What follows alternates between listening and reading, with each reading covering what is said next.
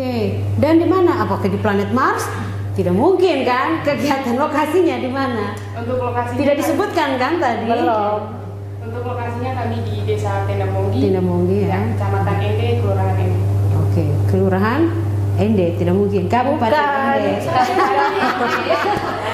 Kabupaten Ende ya. Kabupaten Ende. Kabupaten Ende ya.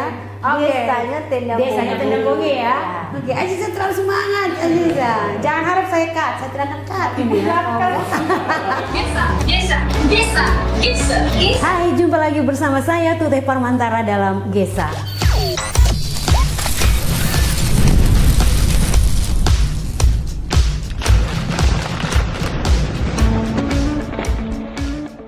Kali ini bersama saya sudah hadir narasumber yang ganteng dan cantik-cantik sehubungan dengan Uniflor Mengabdi. Apa itu Uniflor Mengabdi? Saya juga tidak tahu, tapi sabar dulu. Saat ini saya tidak sendiri, ada Om Iksan di belakang kamera. Hai Om. Dan juga ada Kobus yang selalu mengkhianati kami dengan dunia perkopian. Janji bawa kopi, tidak pernah bawa kopi nih Pak. Jadi kita nih pengarimbai, nah kita nih melaku kopi, kita tidak minum kopi. Baik, di sini sudah ada Pak Ansel Mema. Nanti nama lengkapnya di bawah seperti biasa. Kepala Pusat P3 Kepala P3 KKN Universitas Flores. Lalu sebelum adek saya ke Ibu dulu nih, Ibu cantik, Ibu Delvin. Iya betul.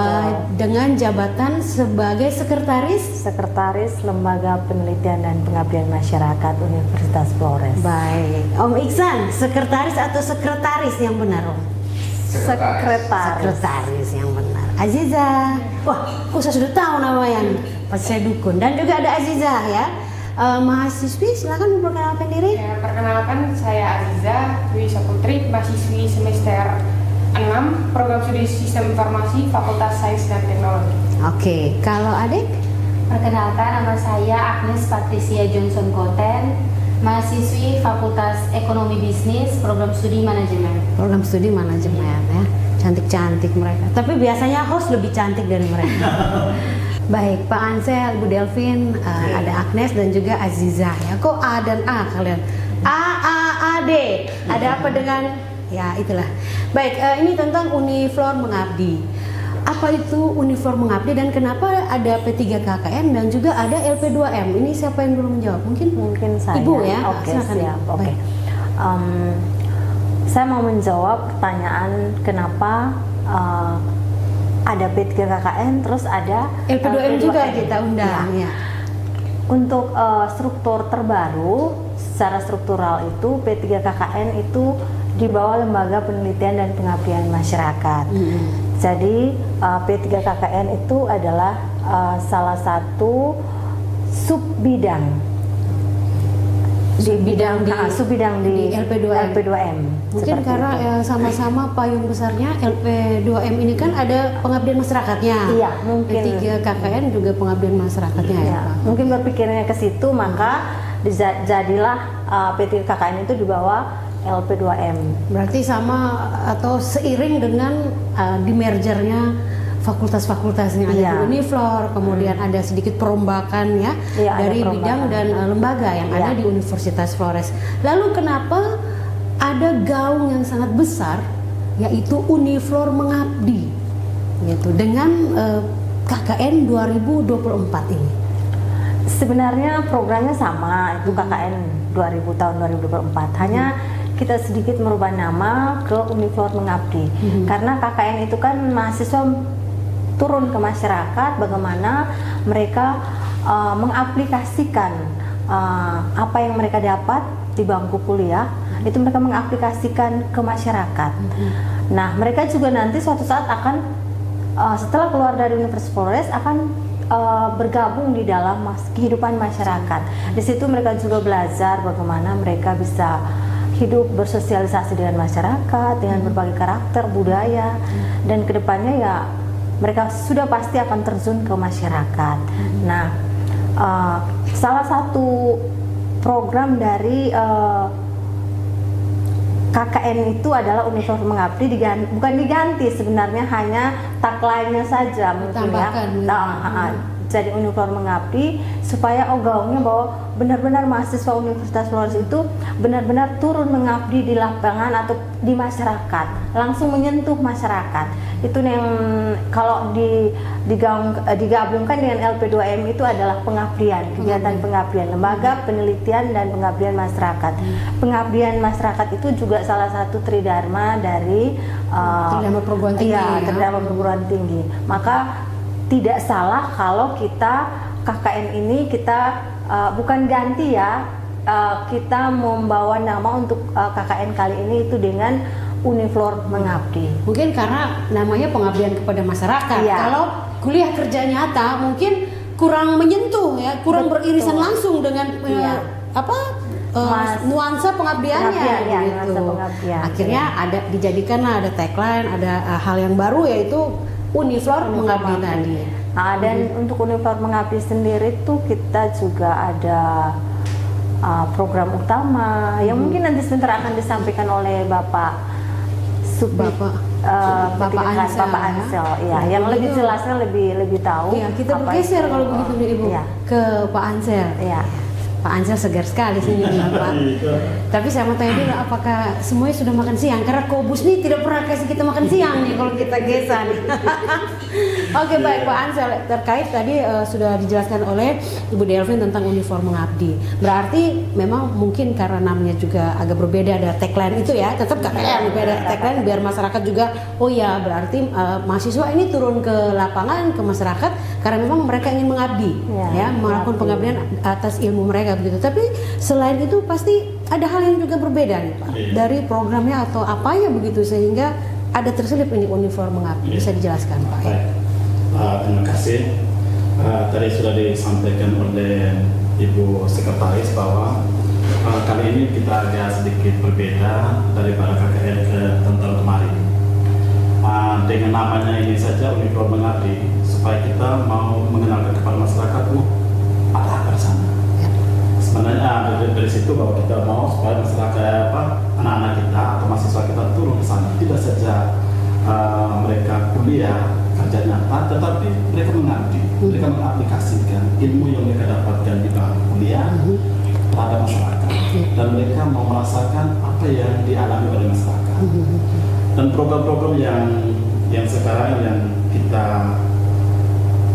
munculkan yang berbeda dengan tahun-tahun kemarin, di mana setelah anak-anak ini pulang, itu mereka harus bisa membuat sesuatu, dan hal ini apa sih yang mereka dapatkan di sana, dan mereka harus melakukan sebuah penelitian di sana.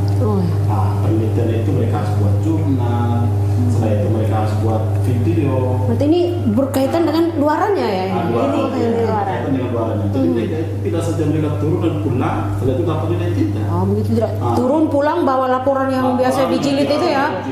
Kayak gitu. Nah, kalau sekarang agak berbeda nih Pak. Dari apa tadi Pak? Ada jurnal? Ada jurnal, ada artikel, ya. Jadi itu mereka harus nanti ada diwawancara langsung di RRI. Oh ya, di media-media besar ya. Besar. Dan itu menjadi sesuatu hal yang positif untuk mereka, sehingga mereka tahu bahwa kegiatan Uniflor Mengabdi itu seperti ini. Pak, boleh sedikit saya tambahkan? Ya, silakan. Program utama selain luaran itu ada program utama. Program utama itu adalah kita bersama-sama masyarakat mengerjakan program utama yang kita dapatkan itu dari desa. Ketika tim survei turun, tim survei menanyakan program-program apa yang ada di desa, sehingga bisa berkolaborasi dengan mahasiswa yang akan turun nanti dengan program yang mahasiswa punya, itu bisa berkolaborasi. Nah, program utamanya itu bisa berkolaborasi, akhirnya bisa menjalankan itu pada saat kegiatan Uniflor Mengabdi.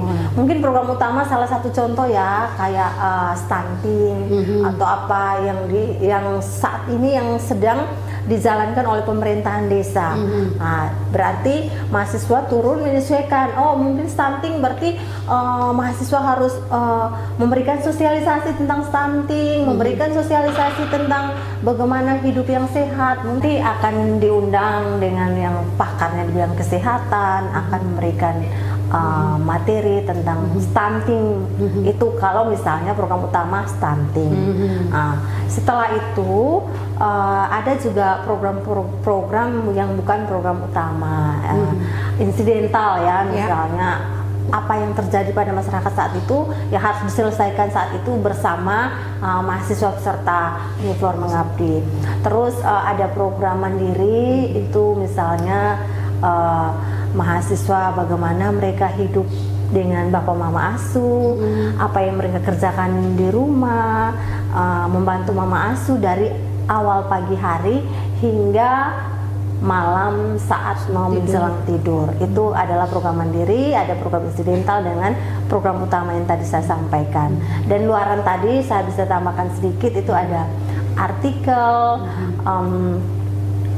yang nanti akan dipublikasikan di jurnal. Tentunya bukan cuma mahasiswa sendiri, ada dosen pendamping, ada artikel, ada promosi di media sosial, ya supaya orang tahu, oh ini Uniflor nih mengabdi nih, oh benar-benar mereka turun ke lapangan, benar-benar mereka bekerja, baik media sosial, media massa, dan nanti setiap orang kalau bisa, bukan kalau bisa, nanti akan kita buat tagline Uniflor Mengabdi. Setiap mahasiswa peserta Uniflor Mengabdi harus di media sosial, hai misalnya, hai saya Aziza, saya saat ini sedang mengikuti kegiatan Uniflor Mengabdi, tolong dukung saya dengan like atau apa seperti itu, postingan-postingan saya di media sosial.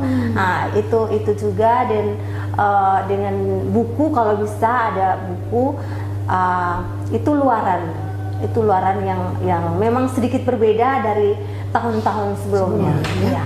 Oke, berarti ada program-programnya Pak Ansel, Ibu Delvin, kemudian ada luaran-luarannya yang memang itu luar biasa sekali ya. Kalau saya lihat banyak sekali luaran, apalagi sampai kalau jadi buku, mungkin jadi produk ya. Produk, ya benar. Okay. Dari kegiatan ini akan dilaksanakan kapan nih Pak? Kalau dari awal nih kan pasti ada pembekalan, itu kapan Pak?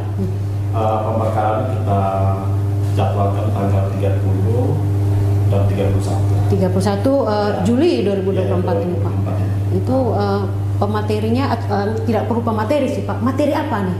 Garis besar materi yang akan diberikan kepada peserta KKN atau peserta Uniflor Mengabdi. Nanti kita akan undang sebagai pemateri itu nanti dari BPD, ada setelah itu dari Bupati sendiri, dalam hal ini adalah PJ Bupati. Setelah itu nanti dari rektor, karena rektornya ada keluar, nanti dari wakil rektor mewakili. Setelah itu nanti dari satu itu dari Ibu Mbak Ismi dengan Ibu Lis Beribi. Itu 2 hari itu full. Ya, dari pagi. Kalau hari pertama ya dari pagi sampai sore. Sedangkan hari kedua itu setengah hari ya Pak. Terus akan menyasar berapa kecamatan di kabupaten ini saja kan Pak ya? Oke. Dan berapa desa ini? Untuk kali ini karena jumlah mahasiswa kita itu yang sudah terdaftar sampai terakhir itu 994 orang, menyasar 20 kecamatan, 42 desa. 42 desa. Ya. Dari hasil survei yang selama ini sudah dilakukan, Bapak ataupun Ibu dari hasil survei ya, bagaimana tanggapan dari pihak pemerintah kecamatan dan desa sendiri ya? Kalau mungkin kalau kabupaten sih oke ya kan, tapi kan di bawah ini yang langsung ya mereka tahu kondisi masyarakatnya siap atau tidak nih untuk menerima. Itu apakah full semuanya 100% oke dengan kedatangan mahasiswa kita ke desa-desa itu, atau mungkin ada 1-2 desa yang bilang, oh kami jangan dulu nih kayak gitu? Untuk sementara sesuai dengan hasil survei kita kemarin itu rata-rata 5. Tetapi ada 1-2 desa yang bukan mereka tidak menerima, tetapi ada alasan-alasan tertentu yang bisa kita maklumi. Pertama itu daerah Translok yang notabene mereka katakan bahwa kami belum bisa karena ya tahu sendiri kita juga menjaga jangan sampai anak-anak kita setelah mereka sampai di sini terjadi hal-hal yang kita tidak ingin juga. Itu alasannya, bukan berarti bahwa mereka tidak terima, tapi mereka ini hanya untuk sementara mereka bermau. Baik. Saya juga mendengar adanya istilah rekognisi ini. Saya ingin tahu ini, mungkin kita 1-2 orang paham ya. Tapi kan tidak semua orang paham, apalagi Kobus yang tidak pernah paham antara kopi dan air putih ya. Apa itu rekognisi dan apakah mahasiswa yang mengikuti atau yang termasuk di dalam kelompok kelas rekognisi ini, apakah mereka juga turun ke lapangan atau tidak? Kemudian ada yang saya dengar ada sekelompok juga mahasiswa bersama dosen yang tidak mengikuti KKN reguler ini, maksudnya itu. Bisa Oke. dijelaskan? Atau saya ya, Mbak. Oke. Rekognisi ya. Oke. Yang dimaksudkan dengan rekognisi. Nah, sekarang itu kan program Kemendikbud itu adalah Kampus Merdeka atau Merdeka Belajar ya. Jadi sudah banyak mahasiswa Universitas Flores itu mengikuti Kampus Merdeka. Nah, dan di Kampus Merdeka itu direkognisi ke dalam nilai KKN. Kenapa direkognisi ke mata kuliah KKN? Karena untuk Kampus Merdeka, untuk mata kuliah yang direkognisi Kampus Merdeka itu memang mereka langsung terjun ke masyarakat, terjun ke lapangan. Jadi itu yang diakumulasi sebanyak 20 SKS. Jadi ada beberapa prodi mengakumulasikan KKN untuk direkognisi. Mereka sudah Lebih dulu turun ke lapangan. Ada yang 1 bulan, ada yang 2 bulan, bahkan ada yang 1 semester. Jadi sayang kan kalau tidak direkognisi. Itu kan pengabdian juga ya. Itu juga bagian dari pengabdian. Tetapi walaupun mereka tidak ikut KKN atau Universitas Mengabdi kali ini, tetap saja luarannya itu kami minta. Contoh kayak kemarin mereka rekognisi luarannya itu misalnya berupa logbook saja, laporannya saja, atau media sosialnya saja. Nah, mereka yang rekognisi itu nanti luarannya tetap artikel. Iya, artikel yang mereka sudah menjalankan program-program atau kegiatan-kegiatannya itu. Nanti mereka akan di coaching oleh tim dari Lembaga Penelitian dan Pengabdian Masyarakat. Jadi meskipun bagi mahasiswa Universitas Flores ya, jika kalian mengikuti misalnya kegiatan Kampus Merdeka begitu ya, kalian kegiatannya ada yang di Bengkulu kita malahan kemarin ada yang di mana-mana, kalian jangan khawatir, itu juga salah satu bentuk pengabdian, asal kegiatannya jelas, semuanya jelas, buatlah laporan dan nanti akan direkognisi ke nilai KKN. Kalau yang kelompok terpisah tadi ini karena ada Aziza, ada Agnes nih. Kalian dari tadi sudah menunggu ibu, kami mau omong, ibu omong terus, kami tidak bisa omong. Oke, Aziza dan Agnes itu ikut KKN, tapi tidak bersama teman-teman yang dibagi secara umum gitu ya. Kalian sudah terfokus ya ke suatu tempat. Bisa diceritakan ini awalnya bagaimana itu? Baik, terima kasih. Kalau kami itu sudah ada dari satu kelompok atau satu tim bersama juga dengan Ibu Adovin dengan Ibu Sri sebagai ketuanya. Di situ kami ada beberapa mahasiswa yang dimasukkan juga ke dalam proposal kemudian diajukan ke Kemendikbudristek. Alhamdulillah proposalnya lolos. Tapi bukan PPKO ya? Bukan. Ini proposal yang berbeda ya? Oke, lanjut. Saya gelisah kalau PPKO. Ini hibah pengabdian. Oh, ini hibah pengabdian malah. Hibah pengabdian ya. Saya gelisah kalau PPKO. Karena kalau PPKO lebih ke mahasiswanya sendiri. Pengabdian ini dengan dosen dan kami mahasiswa sebagai tambahan Ya. Berarti Agnes juga? Agnes dari prodi apa tadi ya? Dari prodi Manajemen ya. Oke, ada berapa orang kalian mahasiswa selain Bu Delvin dengan Ibu Sri ya? Mungkin ada dosen lain juga dalam satu kelompok. Kalau mahasiswanya ada berapa banyak? Kalau untuk Fakultas Ekonomi sendiri Ibu itu kami ada 4 orang. 4 orang ya. Kalau sistem informasi? kami juga 4 orang. Tapi ada dari prodi lain? Ada dari agroteknologi yang banyak karena kami di situ tentang tanaman kopi. Ya. Oke, Di situ jadi nanti kami akan penelitian tentang mungkin ada hama yang menghambat penanaman kopi atau ada kendala lain yang tentang tanaman. Makanya di situ kami lebih membutuhkan mahasiswa agroteknologi. Oke, dan di mana? Apakah di planet Mars? Tidak mungkin kan? Kegiatan lokasinya di mana? Untuk lokasinya Tidak disebutkan kan tadi? Belum. Untuk lokasinya kami di Desa Tenda Monggi. Tenda Monggi ya. Kecamatan Ende, Kelurahan Ende. Oke, Kelurahan Ende tidak mungkin. Kabupaten Ende. Kabupaten Ende ya. Kabupaten Ende. Kabupaten Ende ya. Desanya Tenda Monggi. Desanya Tenda Monggi ya. Oke, Aziza terlalu semangat Aziza. Jangan harap saya cut, saya tidak akan cut ini ya. Tidak ada cut-cutan. Oke, di sana dengan Ibu Delvin, dengan Ibu Sri, kalian sudah pernah melakukan pengabdian di sana berarti ya? Sudah? Sudah Ibu, sudah. Kapan kalian ke sana? Untuk saya sendiri sosialisasinya itu pada hari Senin. Hari Senin kemarin. Aziza juga, Sama, Senin. sama. Ibu Delvin juga Ya, ya. dan Di sana saya. sosialisasi Sama. tentang program atau tentang apa? Ya, Program. sosialisasinya tentang program, gambaran secara umum, proposalnya, dan apa yang akan kami lakukan di sana bersama para petani di Desa Tinambung. Oh begitu. Jadi di Desa Tinambung itu yang komoditas yang akan diupayakan untuk dilestarikan atau diangkat atau diiniin itu apa? Kopi tadi ya? Kopi. Apa yang membuat pembeda antara kopi di Tendambongi dengan wilayah lain di Pulau Flores atau di NTT sehingga NTT di Kabupaten Ende Pak ya? Jangan Kak, saya salah ya. Saya kenal Kopi di Tendambongi itu katanya sih, walaupun belum ada yang melakukan penelitian, tetapi kemarin itu sudah didatangkan yang pakar kopinya. Pakar kopi, Yang benar-benar pakar di bidang kopi itu, kata beliau itu memang rasanya beda dan lebih enak dibanding dengan kopi-kopi yang beliau pernah rasakan atau pernah icip seperti itu.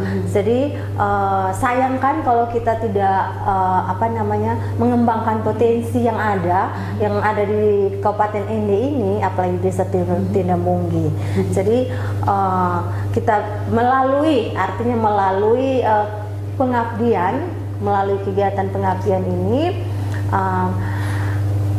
Ibu Sri Wahyuni yang juga merupakan ketua dari hibah pengabdian dan juga kepala lembaga Kita, penelitian ya. dan pengabdian masyarakat, beliau memilih lokasi itu karena mungkin merasa memiliki juga sebagai warga Kabupaten Ende, Ya. beliau ingin bahwa kita harus mengangkat nih kopi ini, dari Tendambonggi khususnya. Kita harus mengangkat karena memang punya potensi yang besar untuk bisa diekspor ke luar negeri.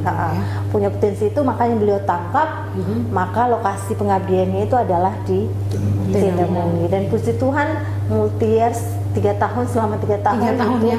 Kerja berat sekali nih Ibu ya. Iya. Tahun pertama sekarang. Tahun Wah. pertama dan baru Berarti dimulai. Kobus itu harus belajar. Iya. Bagaimana penanaman kopi yang baik sampai dengan pengolahan kalau 3 tahun sampai kan dengan Bu, ya? Produknya kan. Oh ya, ini keren Pak ya kalau sampai dengan produk. Berarti kalau setiap mahasiswa Universitas Flores yang mengikuti Uniflor Mengabdi turun ke desa melihat potensi desa dan bisa menghasilkan suatu produk, itu wow sekali sebenarnya. Iya. Oke. Baik, dari Agnes dan juga Azizah nih. Setelah kalian melakukan pra pengabdian maksud saya di Tendambonggi, kalian kan sekian 0,sekian% dari begitu banyaknya mahasiswa yang akan melakukan hal serupa ya. Kalian sendiri apa yang ada dari kalian? Apa harapan kalian untuk masyarakat desa yang ada di Tendambonggi gitu, dengan mengidentifikasi kehidupan mereka di sana, kemudian kebutuhan mereka di sana? Mulai dari siapa duluan? Tidak mungkin dari Pak Ansel karena yang saya tanya Agnes dan Aziza ya. Siapa duluan? Oke, Agnes silakan. Jadi harapannya itu mungkin dari program kerja yang sudah direncanakan dan akan dilaksanakan nanti di Desa Tindambonggi bisa berjalan dan bisa memberikan dampak positif bagi masyarakat di desa. Karena kan Ibu di sana komoditinya itu fokusnya kopi. Jadi dari program-program kerja itu nantinya akan menghasilkan dari luarannya ke produk sampai pada produk. Itu yang harapan Agnes Harapannya. agar bisa nanti ya kalau sudah begitu akan berkembang ya, meningkat, berkembang. Perekonomian Iya. masyarakat di desa. Produk oke, perekonomian oke ya kan, pendidikan juga dan kesehatan bisa naik dengan sendiri ya. Kalau dari Aziza silakan. Dari saya, Jangan kasidah kita. Aziza mau kasidah nih. Oh. harapannya itu hampir kurang lebih hampir sama ya dengan dia. Iya. Saya berharapnya itu di masyarakat di Desa Tindambonggi itu bisa berkembang lebih pesat, karena sayang kalau misalnya sumber daya alamnya sudah bagus, itu produk mereka bisa menjadi ciri khas mereka, nama-nama kopi itu.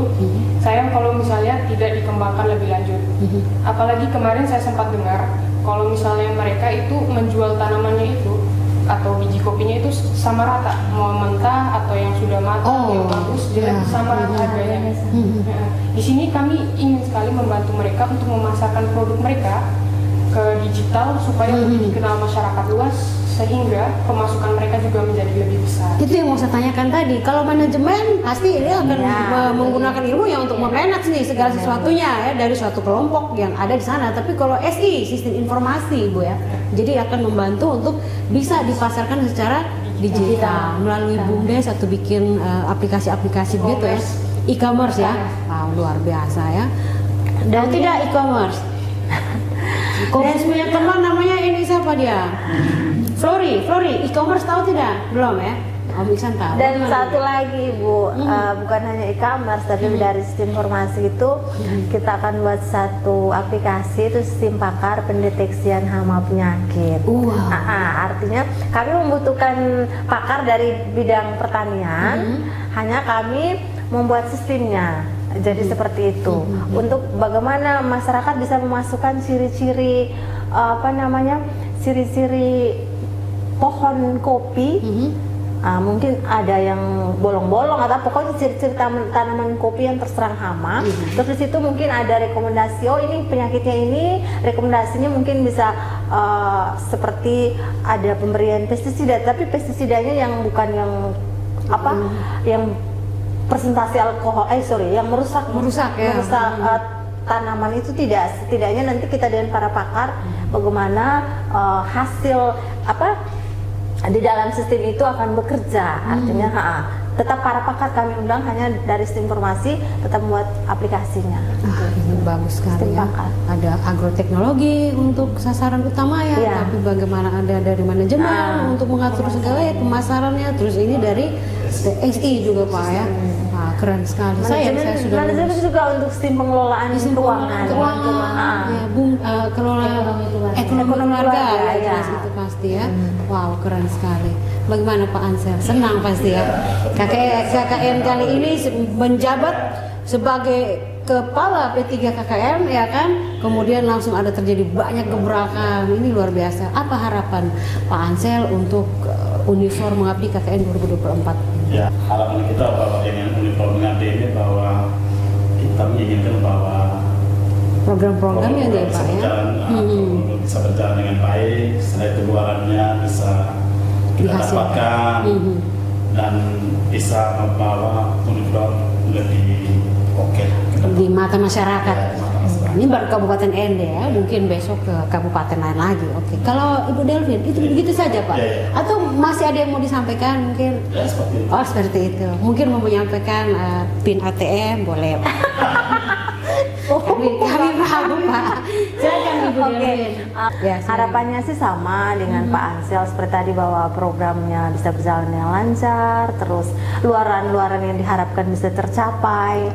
Dan yang paling penting itu adalah semoga dengan kegiatan uniform mengabdi tahun 2024 itu dapat menggaungkan nama Universitas Flores, baik hanya di Kabupaten ini tapi juga di luar, di seluruh Indonesia, bahwa kegiatan uniform mengabdi itu seperti ini loh capaiannya.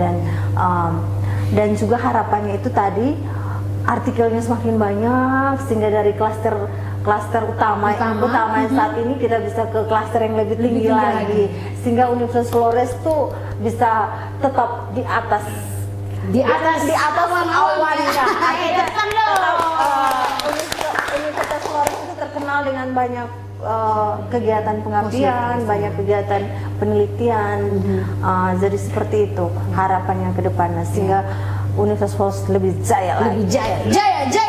Seperti kata Om Yan, jaya selalu. Omongannya tuh Universitas Flores tuh kayak cepat ya. Mungkin bisa diedit Kak. Bisa. Tidak apa-apa Ibu, aman aja. Universitas Flores. Tapi penonton kita paham, kita mau bilang Flores saja mereka tahu Uniflor. Nah, kalau Agnes dan Aziza nih, harapannya apa? Mungkin dari saya berharap semoga dari kegiatan ini kami bisa berdampak banyak hal kepada masyarakat. Mungkin salah satunya ada program dari yang uniform mengabdi ini, kami disuruh beli atau membawa tumbler masing-masing dari rumah. Dalam setiap rangkaian kegiatan dimulai dari pembekalan sampai kami mengabdi ke masyarakat itu kami menggunakan tumbler. Kenapa itu? Supaya kami juga menjaga lingkungan, mengurangi sampah plastik. Sampah plastik ya, betul. Ya. Jadi harapan saya selain dari luaran itu, semoga kami juga bisa menjalankannya dengan baik dan bisa memberikan dampak yang lebih baik kepada masyarakat. Sampai kami pulang ke sini semoga bisa dikenang dengan hal-hal yang baik saja dulu. Iya, itu dia ya Pak ya. Ada tumbler ya Pak ya.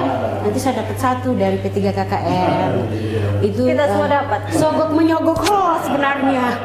Oke, kalau Agnes silakan sebelum kita mengakhiri Gesa. Kalau untuk saya kurang lebih sama seperti Aziza.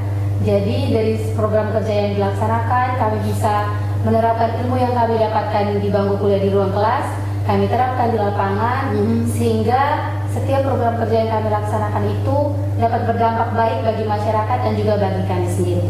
Oke. Seperti itu. Kalau begitu terima kasih banyak ya Pak Ansel, Adik Agnes, Ibu Delvin, juga Aziza sudah mau kami culik untuk datang ke sini meskipun kami tidak bisa memberikan kopi karena yang namanya Kobus entah dia pergi kemana ya dari segmen episode awal sampai sekarang Kobus nanti akan kami gantikan Pak. Kalau tidak kan kita sudah minum pengaruh. Terima kasih sudah menonton Gesa, kita jumpa lagi di lain kesempatan. Dadah. Dadah. Pak kalau begitu apa ya kita foto dulu kalau begitu.